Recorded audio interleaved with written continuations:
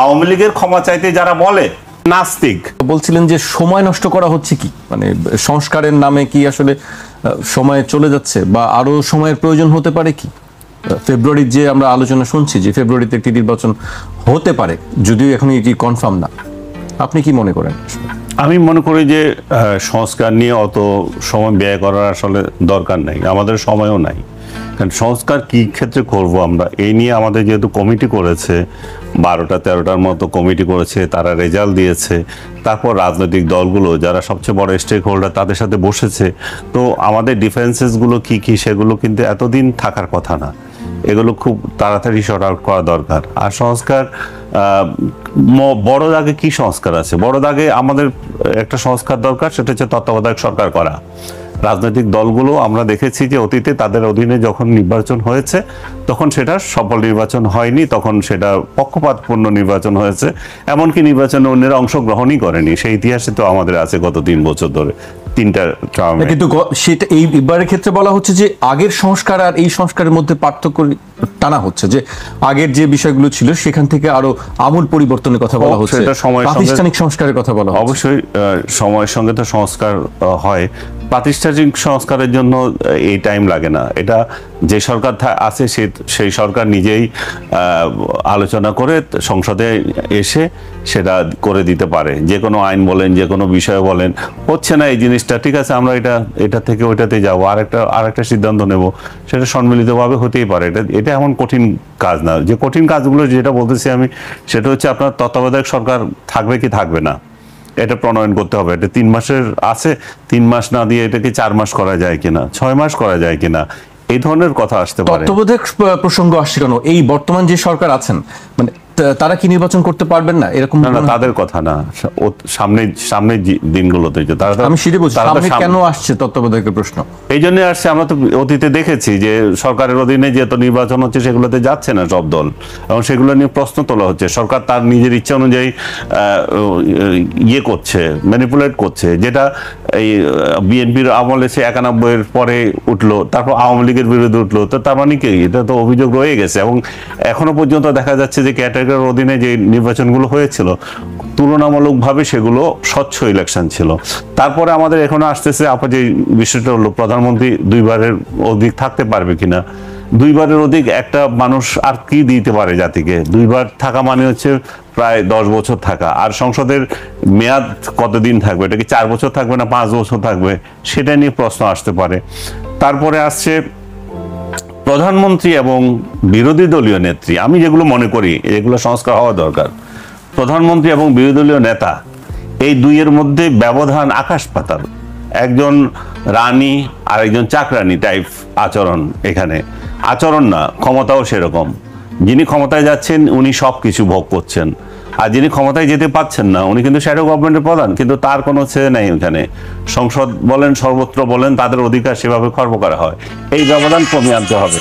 আমরা শুধু ব্যবধান কমানোর কথা বলতেছি, রাষ্ট্রপতি আর ইয়ের মধ্যে, প্রধানমন্ত্রীর মধ্যে একটু সমন্বয় করা, রাষ্ট্রপতিকে আরো কিছু ক্ষমতা দেওয়া। আমি মনে করি যে রাষ্ট্রপতিকে আরো কিছু ক্ষমতা দেন, কমান বাড়ান, প্রধানমন্ত্রী একটু কমান, সেটা ঠিক আছে, কিন্তু এই জিনিসটা সবার আগে খেয়াল করেন। বিরোধী দলীয় নেতা নেত্রীর মান বাড়তে হবে। এটা না থাকলে বঞ্চিত মনে করে তারা ধৈর্য ধরতে পারে না। 4 বছর 5 বছর পর আবার যে ক্ষমতায় যাবে, ক্ষমতার জন্য তারা পাগল হয়ে যায়, রাস্তায় নেমে আসে, অঘটন ঘটায়, বিদেশিদের সাথে ষড়যন্ত্র করে। আমি শেষ করি আপনাকে, এই তারা বিদেশিদের সাথে ষড়যন্ত্র করে, নানা ধরনের ঘটনা ঘটায়, এবং এই ব্যবধান না ঘটাতে পারলে তারা ডিপ্রাইভ মনে করে। একটা ভাই ও এমন অবস্থায় আছে, আমি কিছু নাই, এবং এটা স্বাভাবিক হওয়াটা। তারপরে আপনার ভাই, আমি এখানে একটু আপনাকে ইন্টারাপ্ট করতে চাই। যেটি আলোচনা হচ্ছিল যে প্রধানমন্ত্রী এবং রাষ্ট্রপতির ক্ষমতার ভারসাম্য থাকা উচিত, এই বিষয়ে আলোচনা হচ্ছে, সংস্কারের কথা বলা হচ্ছে। আপনি এখানে নতুন করে বলছেন যে বিরোধী দলীয় নেতা যিনি হবেন তার ক্ষেত্রেও একটি অবস্থান থাকা উচিত, তার অনেক পাওয়ার বাড়ানো উচিত আরো। কারণ তার পাওয়ার না বাড়ালে যেটা হচ্ছে সেটার পরিণতিতে আমি বললাম যে রাস্তায় নেমে আসছে, তারা ধৈর্য ধরতে পারছে না, এবং এটাই স্বাভাবিক। আপনি ক্ষমতায় আছেন তাই আপনার সমস্ত ক্ষমতা, আর যারা ক্ষমতা নাই তারা চাকর বাকরের মতো ব্যবহার করবেন, তা তো হতে পারে না। তার যদি 10টা আসন থাকে তাকেও সেই মর্যাদা দিতে হবে, সে বিরোধী দলীয় নেতা। সেটা আমাদের সংসদে নাই, সেই প্র্যাকটিস আমরা করছি না। আমরা ওয়েস্টমিনিস্টার সরকারের কথা বলি, কিন্তু তার আশেপাশেও নাই। আমরা নিজেরা ক্ষমতায় গেলে বাকিদেরকে দেখি না। আওয়ামী লীগ দেখে নাই, বিএনপি যে সামনে যাবে তারাও যে তাদের বিরোধী দল যারা হবে তাদেরকে কতটুকু করে সেটা তো সন্দেহ আছে আমাদের। দ্বিতীয়ত, প্রশাসন সংস্কারের কথা বলছেন। প্রশাসনে কিসের সংস্কার? প্রশাসন ইলেকশন কমিশন যে হবে, যে তত্ত্বাবধায়ক সরকারের অধীনে হবে, তারা সরকার যা বলে তা মানতে হবে, এটা হচ্ছে সংস্কার। কিন্তু আমাদের এখানে প্রশাসন কি হচ্ছে? প্রশাসন হচ্ছে একটা সরকারের গোলাম, সে সরকারের কথা শুনতে হবে। সরকার বলতেছে এই ঘটনা ঘটাও, এদেরকে রাস্তায় আজকে নেমেছে, তাদেরকে প্রতিরোধ করো। আজকের ঘটনায় বলতেছি, আওয়ামী লীগ আমলের সরকার রাস্তায় নামলে পিটাইছে, অন্যায্য দাবি নিয়ে হাউকা করতে দেয় নাই। ডক্টর ইউনূস সেটাকে স্বাধীন করে দিয়েছে, যে পারবে সে রাস্তায় নেমেছে। আজকে দেখলাম আমি পুলিশ পিটাচ্ছে, ভালো করে পিটাচ্ছে, ইচ্ছাতর্পে পিটাইছে। তখন পুলিশকে বলে, মোল্লা কতগুলো বলতেছে যে নাস্তিক। আশ্চর্য হলাম যে পুলিশকে বলতেছে নাস্তিক, মানে কমন একটা গালি। ওদের সাথে যাদের মিলবে না তারা নাস্তিক। আজকে দেখলাম পুলিশও নাস্তিক, পুলিশকে পিটাচ্ছে। তার মানে হচ্ছে ন্যায্য দাবি নিয়ে আপনি অবশ্যই আসবেন, কিন্তু তার মানে এই নয় যে আপনি এনার্কি তৈরি করবেন। আমরা দেখছি রাস্তায় এনার্কি তৈরি করছে। প্রশাসনকে অবশ্যই সংস্কার, নিরপেক্ষতার যে বিষয়টা, তো আপনি যদি তত্ত্বাবধায়ক সরকার বানাচ্ছেন কেন? তত্ত্বাবধায়ক সরকারই তো নিরপেক্ষ সরকারের আদল বানাচ্ছেন আপনি। নিরপেক্ষ একটা সরকার থাকবে, তারা আপনাকে নিরপেক্ষ সরকার যেভাবে নির্বাচন করে সেভাবে করবে, তার অধীনে যারা থাকবে তারা নিরপেক্ষ থাকতে হবে, সেটাই হচ্ছে নিয়ম। কিন্তু প্রশাসন, সরকারি যন্ত্রের মূল বিষয় কি? সরকারি যন্ত্রের মূল বিষয় সরকার যেটা বলে সেটা শুনতে হবে। আজকে যে সরকারি কর্মকর্তাদের বিরুদ্ধে অনেক মামলা হচ্ছে, দেখবেন আপনি। কি অপরাধ অনেকের আমি জানি না, হয়তো পুলিশ প্রশাসনে যারা ছিল তারা অস্ত্র ধরেছে, সেগুলো একটা বিষয় থাকতে পারে। কিন্তু আপনি গড়ে সব সরকারি কর্মকর্তাকে দায়ী করছেন, যে তার মানে কি? এখন যারা সরকারে আছে তাদের আবদারগুলো যদি অনেক কর্মকর্তা যদি মনে করে যে না এটা ঠিক হচ্ছে না, আমি মানবো না, তাহলে তার কি চাকরি থাকবে? সবাই তো চাকরি করছে ওরা। সেই বিষয়টা আমাদের দেখতে হবে। আর নারী আসন নিয়ে একটা বিষয় বড় বিতর্ক হচ্ছে, সে প্রসঙ্গে আসবো। তার আগে আসলে আমি আপনার কাছে একটু আসতে চাই। আমরা রংপুরে একটি প্রোগ্রাম দেখেছি গত শুক্রবারে, সেখানে আমি একটু উল্লেখ করতে চাই। ইসলামী আন্দোলনের নায়েবে আমির মুফতি সৈয়দ মোহাম্মদ ফয়জুল করিম বলেছেন, যারা নিজেরাই ঘোষণা দেয়, যদি নির্বাচনের তারিখ ঘোষণা করো তো করো, না হলে আমরাই ঘোষণা করব। যারা নিজেরা আইন তুলে নেয় তাদের মাধ্যমে এদেশে আইন নিরাপদ থাকতে পারে না। যারা মেয়র হওয়ার আগেই সিটি ভবন দখল করে, তাদের কাছে বাংলাদেশের মানুষের জানমাল ও ইজ্জতের নিরাপত্তা থাকতে পারে না। এদের আর বাংলাদেশেের মানুষ কোনো অবস্থায় গ্রহণ করবে না। তিনি বলেন, অনেকেই ভাবছেন আগামী দিনে অমুক দল ক্ষমতায় আসবে, গুড়ে বালি। বাংলাদেশের নতুন ভোটাররা প্রায় 38% ভোটার ধানের শীষ কি জিনিস জানেন না। আপনার এই বিষয়টি নিয়ে কয়েকদিন ধরে আলোচনা হচ্ছে, যে আমরা দেখছি যে কেউ বলছেন বিএনপি ক্ষমতা আসবে, আবার কেউ বলছে বিএনপি ক্ষমতা আসবে না, বিএনপি কয়েকটি সিট পাবে, সেই বিষয়ে একটি কথাবার্তা বলা হচ্ছে। কেউ বলছে 50টি বা 100টি এরকম। আপনি আসলে এই বক্তব্যটাকে কিভাবে দেখেন? দেখেন, এই বক্তব্যের একটা জিনিস আছে যে এই সময়টা এমন, যেটা এর আগে সরকারে যখন ছিলাম তখন আমাদের সঙ্গে তাদের নাম মিললেই বলতো রাজাকার। একদম ফ্রেশ মুক্তিযোদ্ধাকেও রাজাকার বলতো। জিয়া রহমানকে রাজাকার বলেছে, কাদের সিদ্দিকীকে তাদের দল করার লোক এখন করে না রাজাকার বলেছে। এরকম হাজার হাজার জায়গায় এরা এটা করেছে। এখন যেটা এরাই বলে নাস্তিক, এদের সাথে না মিললে। এই সরকার, পতিত সরকার যাওয়ার পরে এখন যারা নিজেকে ক্ষমতা ধর্মন করছেন, তারা তাদের সঙ্গে না মিললে তারা মনে করে নাস্তিক। ঠিক একইভাবে তারা যে অ্যাজাম্পশন করে, তাহলে ভোটটা দিলেই তো হয়। ভোটের ক্ষেত্রে তারা কেন পিছাতে বলে? তাদের তো জনগণ ভোট দিবে, ভোট তো কাউকে না কাউকে দিবে। ধরেন বিএনপিকে ভোট দিল না, 50টা সিট পেল, তাহলে তারা তো 150-200 সিট পাবে। এটা আরো ভালো। এই কারণে ভালো যে কথাটা আনিস ভাই বললেন, যে বিরোধী দলকে সম্মান দিতে হবে। বিরোধী দল কিন্তু সম্মান অর্জন করতে হয়, কেউ দেয় না কাউকে। বিরোধী দল যখন, যেমন ধরেন বিএনপি 90-এর পরে 96-এর সময় 116টা সিট পেয়ে বিরোধী দল হয়েছে। তো 116টা সিট পেয়ে যখন বিরোধী দল হয়, তার সাথে অন্যান্য দলগুলো যোগ হলে কিন্তু সে কোয়ালিশন সরকার গঠন করতে পারে। তখন কিন্তু তার দাপটটা ওরকমই থাকবে। তারপরে আপনার মনে করেন আওয়ামী লীগ যখন বিরোধী দলে আসলো 58টা সিট নিয়ে আওয়ামী লীগ বিরোধী দল হলো, 58টাও কিন্তু 300 সিটের মধ্যে একটা বড়ই অংশ, তখন কিন্তু ওই সম্মানটা করা হলো। কিন্তু যখন 29টা সিট দিল বা যখন 7টা সিট দিল বা যখন দিল, তখন তার নির্বাচন ওরকম হয় না, এটা দিয়েছে তারা ঠিক করে দিয়েছে, আর নির্বাচনের খেলা হয়েছে একরকম। তো এই তখন কিন্তু আর গণতন্ত্র টিকলো না। বিরোধী দল যখন সম্মান থেকে বঞ্চিত হয়, বিরোধী দলকে বলা হয় ছায়া সরকার।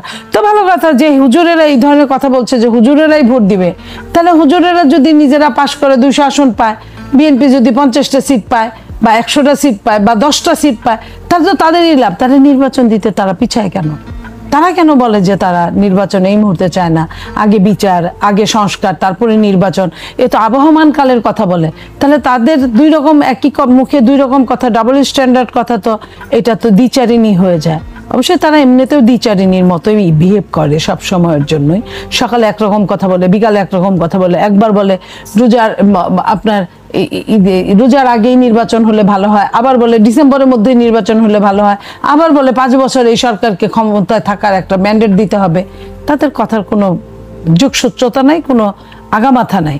তো সেই জন্য আমি বলছি যে তারা এবং যারাই বলুক না কেন বিএনপি সিট পাবে না।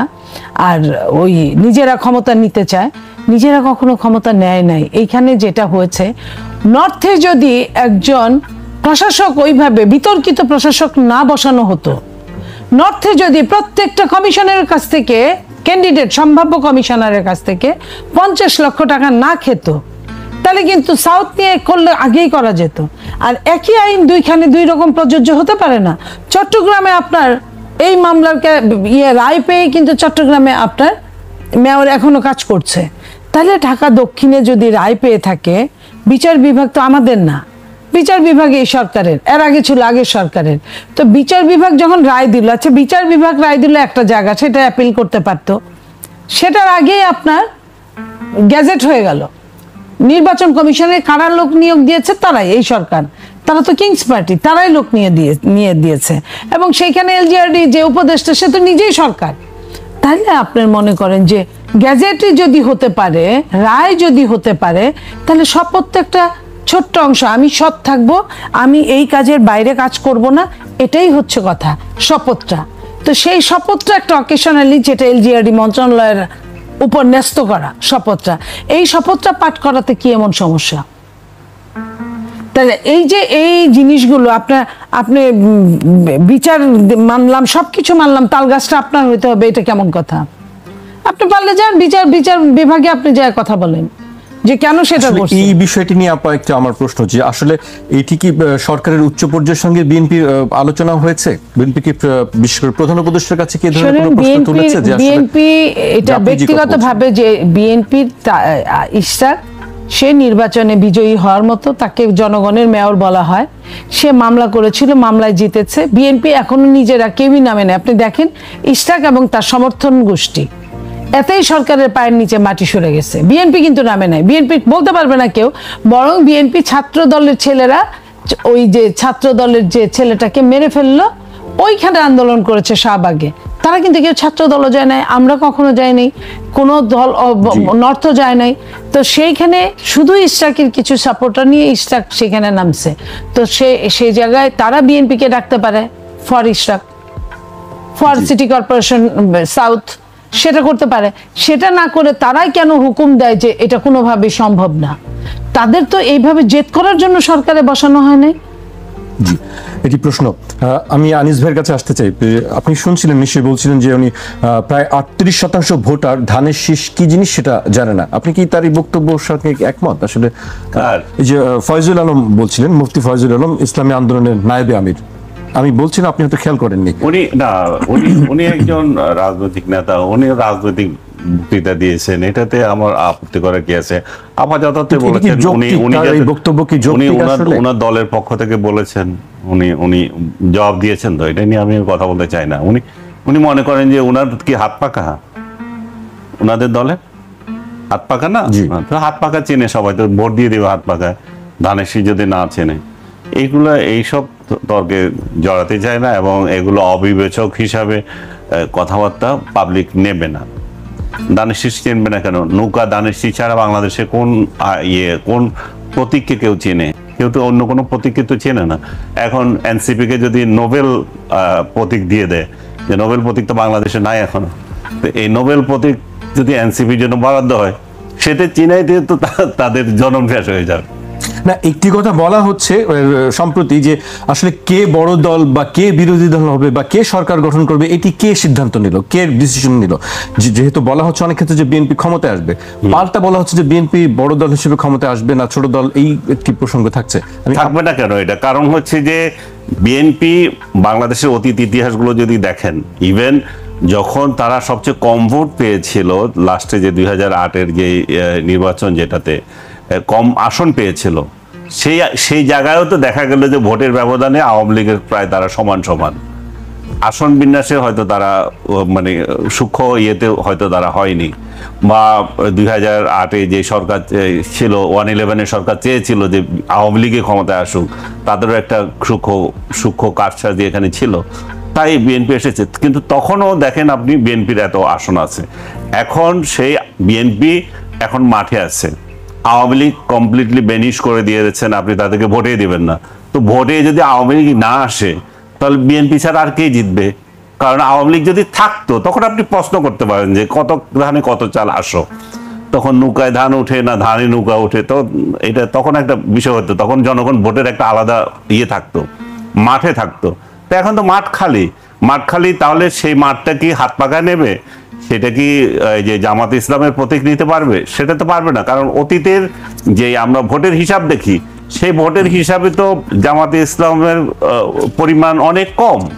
তারা যেটুকু আসন যখনই পেয়েছিল, তখন বিএনপির সাথে অ্যালায়েন্সে গিয়ে পেয়েছিল।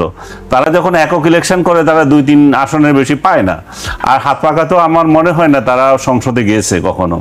তাদের সমর্থন নাই তা না, তারাও কয়েকটা ছোটখাটো আসনে জিতছে, ওই ইয়েগুলোতে স্থানীয় পর্যায়ে অনেক আসনে জিতছে। কিন্তু তারা তো রাজনীতিতে একদম আওয়ামী লীগের বিএনপির সমান প্লেয়ার হওয়া তো তাদের দূরের কথা, তারা তো এনসিপির সাথেই যুদ্ধ করবে এখন। তারা তো এনসিপি থেকে হয়তো বেটার করবে, এটা ঠিক আছে, এনসিপি থেকেও তাদের ইয়ে আছে। তারা জাতীয় পার্টির সাথে তাদের তুলনা হতে পারে, জাতীয় পার্টি তারা জাতীয় পার্টির তুলনায় কম না বেশি, আমি এটা একজাক্টলি তাই হওয়া উচিত। কিন্তু তারা যদি বলে যে বিএনপি আওয়ামী লীগ মিশে গেছে, তারা কে এইভাবে ক্ষমতায় যাবে, তাহলে তো এটা গ্রহণযোগ্য হলো না আর কি। আপনি কি মনে করেন আসলে নির্বাচনের ফলাফলটা কেমন হতে পারে? আপনি বলছিলেন যে জোটবদ্ধভাবে নির্বাচনগুলো হয়তো জামাত কিছু বেশি পেতে পারে, এককভাবে করলে 2, 3, 4 বা 5টা পেতে পারে সর্বোচ্চ। আপনি কি মনে করেন সমীকরণটা আসলে আমাদের যে অতীত ইতিহাস যেটা বলে, সেটা তো বর্তমান পরিস্থিতি যদি ইলেকশন হয়, 100 প্রতীকে যদি ইলেকশন করে, অবশ্যই জামাত, আমি তো মনে করি না 10টা হতেও অনেক কঠিন ব্যাপার। আর আপনি আরো 5টি বেশির কথা বলছেন যে এককভাবে, সর্বোচ্চ, হ্যাঁ, এককভাবে যদি করে তারা সর্বোচ্চ 10টা হতে পারে। এর বাইরে আমার মনে হয় না জামাত নিজেও বিশ্বাস করে। তারপরে যদি হয় যে আপনার ইসলামী দলগুলো একটা জোট করবেন, তারা ইভেন এনসিপি যদি আলাদা থাকেন, তো তাহলে সেখানেও তাদের হয়তো ভোট আরেকটু বাড়তে পারে।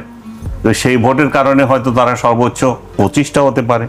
এর বাইরে তো না। বাংলাদেশ ইসলামী দলগুলোকে তো মানুষ ভোট দেয় না, কারণ এদের নেতৃত্ব পর্যায়ে সেরকম তারা গড়ে ওঠে নাই। তারা যতই সততার কথা বলুক, মানুষ বিশ্বাস করে না যে তারা সৎ রাজনৈতিক জন্ম দিয়েছে। তারা মুখে এক কথা বলে, অন্তরে আরেকটা। জামাতে ইসলামী হতে পারতো বাংলাদেশের একটা আদর্শ রাজনৈতিক দল, তাদের এখানে অনেক সৎ নেতা আছে। কিন্তু সৎ নেতা থাকলে কি হবে? তারা তো 71-এর প্রশ্নে এখনো সৎ হতে পারে নাই। 71-এর প্রশ্নে এখনো বলতে পারে না যে আমরা কিছু মানে অ্যাট্রোসিটিতে আমরা অংশ নিয়েছিলাম, আমাদের কিছু অপরাধ ছিল, আমাদের রাজনৈতিক ভুল ছিল। এখন তারা আওয়ামী লীগের ক্ষমা চাওয়ার জন্য তৎপর হয়ে গেছে। আওয়ামী লীগ